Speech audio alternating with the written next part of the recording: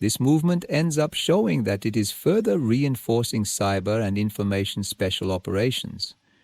What's more, both Russia and China have already tested satellites with impressive capabilities, such as capture hooks that can remove other satellites from orbit, and kinetic impact vehicles capable of attacking satellites and long-range ballistic missiles in space.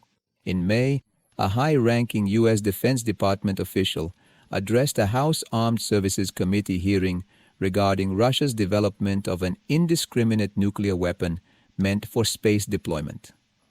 Additionally, in September, China carried out a third clandestine test of an unmanned spaceplane capable of disrupting satellite operations. General Saltman said the United States is far ahead of its European allies in developing space military capabilities, but wanted to lay the foundations for the European continent's space forces. Last year, British Field Marshal Paul Goldfrey was appointed to oversee NATO partnerships with the U.S. Space Force, one of the first times a high-ranking Allied pilot joined the U.S. military. But Saltman warned. He said there's no point in rushing to create space forces across Europe without planning. According to him, it is very expensive to separate and create a new service. Even in the United States, where there is more resource, it is normal to underestimate what would be needed. Its people, for those who don't know, it's the United States Space Force, which monitors more than 46,000 objects in orbit, has about 10,000 members, and is the smallest department of the American Armed Forces. His officers are known as the Guardi and Ruins.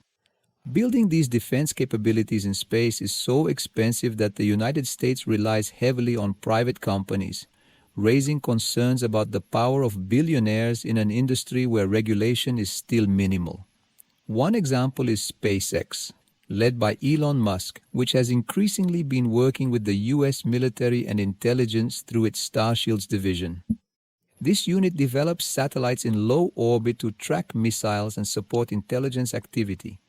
Just to give you an idea, this month SpaceX signed a $734 million contract to provide space launch services to the U.S. defense and intelligence agencies.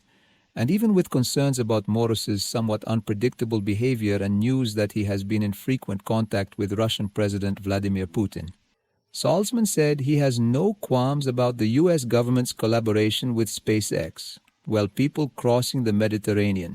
The situation in the West Bank remains tense. The offices of the United Nations Agency for Palestinian Refugees, UNRWA, were severely damaged during an Israeli attack on a refugee camp, according to the official Palestinian news agency Wafa. Israeli military bulldozers partially demolished the UNRWA building. What is known is that the main building suffered minor damage, but a temporary pavilion next door was totally destroyed, covered in dirt like a collapsed roof.